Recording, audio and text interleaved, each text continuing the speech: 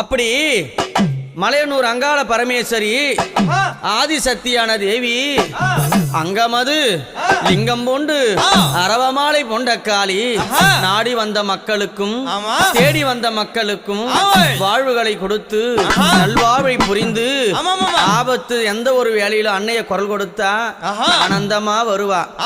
தீங்கது செய்யாமல் திமிராம பேசாமல் அவளை ஏதளப்பம் செய்யாது இருந்தான்னா அவகிட்ட எல்லா உத்தரவும் நடக்கும். தீங்கது பேசி அவளை எப்படி ஏதளப்பமா பேசினா ஒருத்தரையும் வாழ விட மாட்டா. நம்பியவருக்கு தெய்வம் அங்காளி. எப்படி நம்பியவருக்கு தெய்வம், நம்பாதவர்களுக்கு யாரு அம்மா, நம்பாதவர்களுக்கு அவளே மகா பெரிய பிசாசாவா.